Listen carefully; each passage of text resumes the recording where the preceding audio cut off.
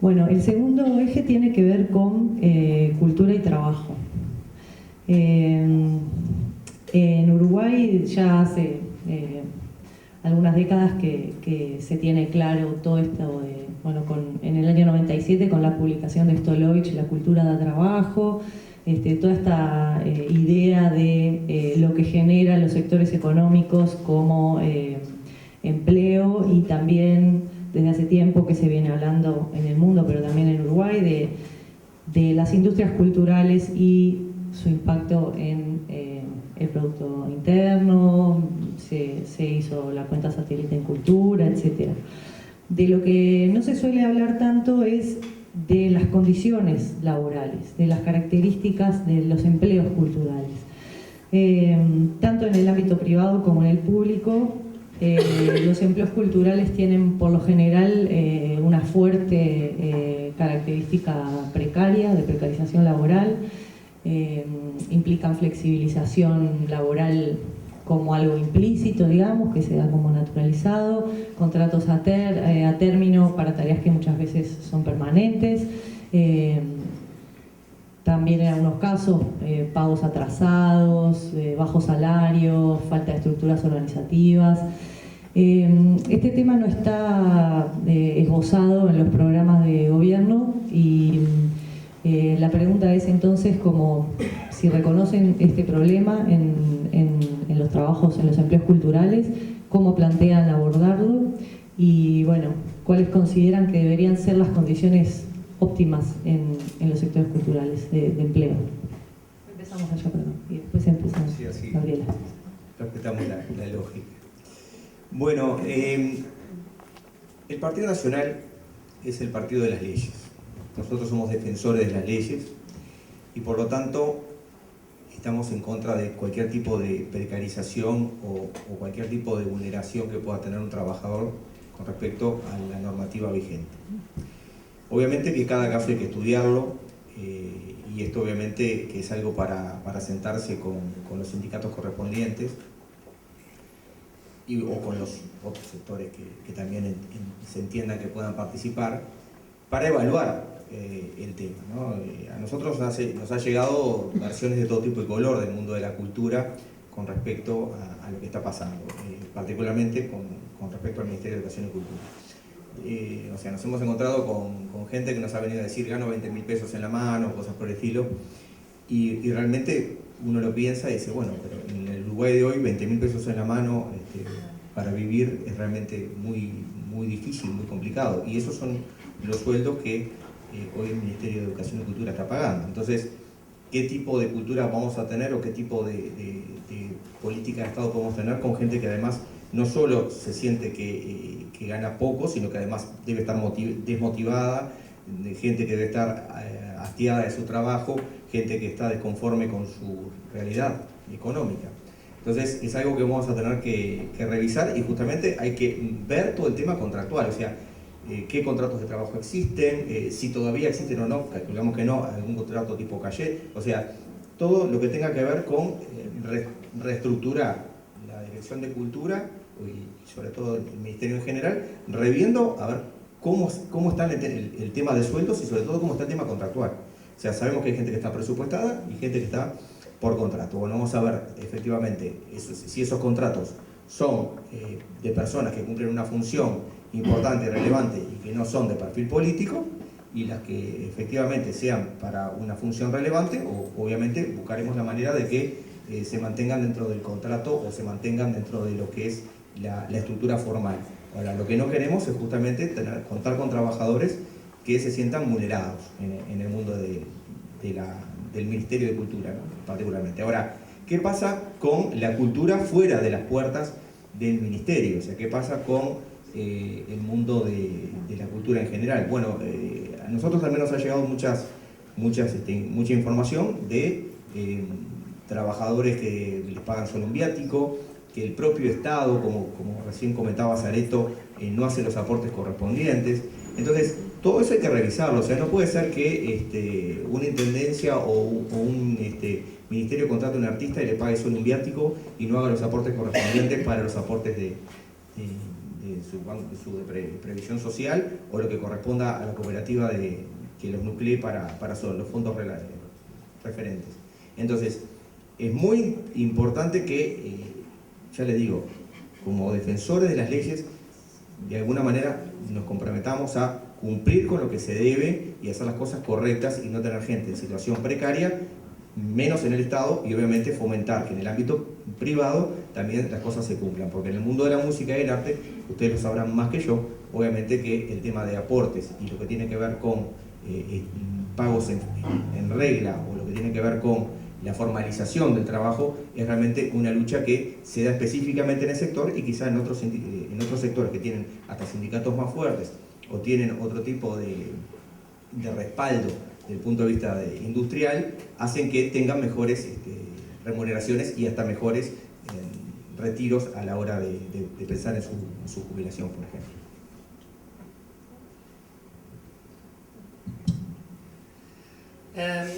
De parte nuestra hemos conversado bastante con gente por dentro y por fuera de la órbita gubernamental y llama bastante la atención la necesidad imperante de un ordenamiento interno dentro de los organismos de gestión, digamos, ¿no? Hablando con gente interna mismo, hay temas vinculados a temas de contrataciones, de cargos fijos, de dedicación. Yo llegué a escuchar que el Ministerio de Cultura era como un equivalente a una papelera de reciclaje o una Siberia del gobierno. Cualquier persona que está en otros lados y que no sirve o no saben dónde colocarla, la derivan en base a comisión al Ministerio de Cultura y así se va conformando una cosa bastante poco saludable para el sistema.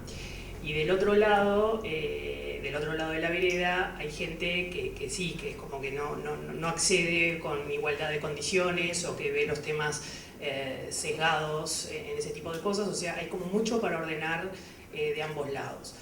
Un tema no menor también es que nos parece que más allá de esas cuestiones que hay que arreglar y reordenar a nivel interno, hay una cantera inagotable de alternativas y de opciones que se pueden salir a buscar afuera con un soporte alineado de gestiones diplomáticas y comerciales mucho más, no diría agresivas, pero sí activas y protagonistas en la gestión de lo que se está dando ahora. El cuerpo diplomático podría tener una participación activa en determinadas gestiones en ciudades que estén alineadas con determinados movimientos culturales, con alianzas con determinadas participaciones de festivales o de exposiciones, de un montón de cosas, tanto para el espectáculo, para artistas plásticos.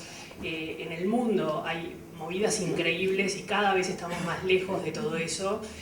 Movidas que además se replican incluso a nivel de ciudades y potencian ciudades y las hacen emerger en mapas, siendo como parte de agendas que mueven a su vez turismo y mueven gestiones comerciales, y es como una cadena que cuando está bien implementada y bien posicionada en cuanto a agenda, funcionan y desestacionan turismo, generan divisas para el país, agregan mercados, multiplican mercados para los artistas. Y bueno, nos parece que esa es una beta que es importante, sin descuidar la interna, por supuesto, y tratando de reordenar la interna, de generar como mercados adicionales sólidos para los creadores de acá. Hay un tema también complementario de industrias creativas.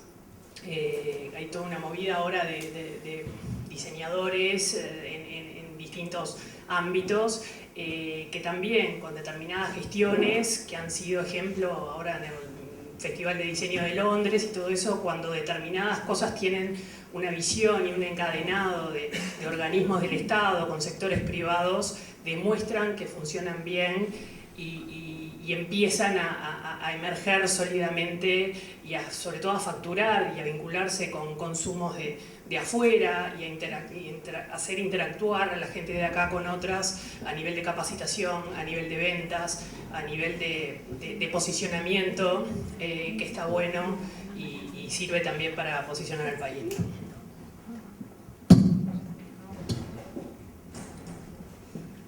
Bueno, hubo una economía bárbara de minutos, así que voy a empezar primero a decir que me hubiera muerto de ganas de participar en la mesa anterior.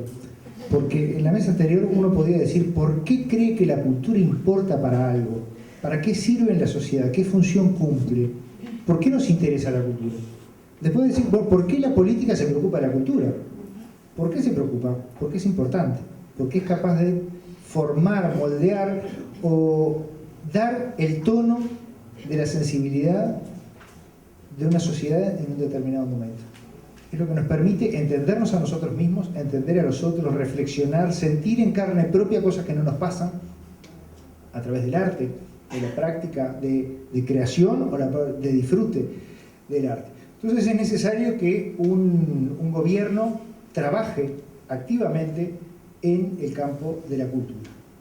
Ahora, el campo de la cultura no es solamente el campo de los artistas, es el campo de los artistas, es el campo de los técnicos, es el campo de los gestores, es el campo de los públicos, de aquellos que ni siquiera llegaron a ser públicos, pero que tienen derecho como ciudadanos a integrarse a esa onda, a ese espacio de sensibilidad y de alguna manera de experiencia de lo que es ser un ser humano completo, capaz de percibir, de sentir, de imaginar, de crear y de ver cómo esas cosas transforman el mundo. Entonces creo que un gobierno tiene que generar, apoyar, que se genere un ecosistema en el cual esto florezca. Hay que tener mucho cuidado. Hoy cuando Guillermo decía, yo si me hubieran pagado un sueldo me emborrachaba y no me dedicaba a nada, eso le pasó a la Unión Soviética. De repente agarraba a la gente y tenía, desde el primer momento le pagaba, los educaba, los hacía hacer ejercicio a los bailarines, y después eso no era un ambiente cultural del que uno se pueda sentir orgulloso. Terminaba siendo, meterse a ese nivel de que el realismo socialista no es una expresión legítima, para mí, de una creatividad que surge de manera diferente en todos los lugares. Era una obligación de construir una repetición de imágenes que tenían que ver con un trasfondo ideológico que estaba definido desde el partido de gobierno. Eso me parece que son ejemplos que la humanidad aprendió que no se puede organizar el 100% de las cosas. En el campo de la cultura uno tiene la obligación y la responsabilidad de permitir que haya un ecosistema que interrelacione unas partes con otras. Y en un momento se irá para este lado, en otro momento se irá para el otro. Habrá cosas que sean más importantes en un momento y que tendremos que corregir en el siguiente, pero no hay una fórmula única. Ahora, hay que garantizar algunas cosas. Tiene que haber infraestructuras. Tiene que haber recursos para que las infraestructuras no se caigan abajo. Tiene que haber gente que se dedique. Tiene que haber gente que haga cosas que el mercado nunca haría. Cosas que son bienes públicos, cosas que los economistas dicen, bueno, pero esto, si no se puede excluir a la gente de esto y nadie está dispuesto a financiarlo, lo tiene que hacer alguien porque es una necesidad de que eso exista. Dicho toda esta parte general del asunto, no se me escapa que en los 15 años de gobierno del Frente Amplio a nivel nacional y en los 30 años casi de gobierno departamental, hemos tenido momentos de buena onda y de mala onda entre las partes integrantes de este ecosistema, o en algunos momentos unos que entienden que están siendo más privilegiados aquellos, o que están siendo olvidados los otros, o que están pasando determinados problemas, y realmente lo que nos obliga es a trabajar efectivamente para lograr que ese ecosistema cultural que nos permite crear, disfrutar, integrar a nuevas personas al ecosistema de la cultura pueda funcionar sin que se cargue el peso sobre una de las partes. Hoy decíamos, es muy fácil decir, le bajo el sueldo a los artistas o los invito a la televisión y no les pago, me dan show gratis, y el artista pensará, es horrible, me invitan y yo tal vez que si me ven consigo un trabajo, y si les quiero cobrar me dicen que no y no aparezco y no existo. O sea, son dilemas que la gente de la cultura permanentemente se está enfrentando y los creadores se están enfrentando. Ahora, también les digo que si no hubiera una mística de que uno está haciendo el trabajo cultural porque tiene una función en la sociedad, así como el creador hace las cosas porque cree que su arte puede modificar el mundo, el trabajador de la cultura también puede hacerlo. Eso no quiere decir que tenga un sueldo chatarra o un contrato chatarra o tenga inestabilidad laboral y no sepa cuándo va a cobrar o cuánto va a cobrar. Pero creo que hay una parte de la cultura que todos nosotros decidimos que hay que poner porque sabemos que esto vale más que lo que cuesta o lo que pagan.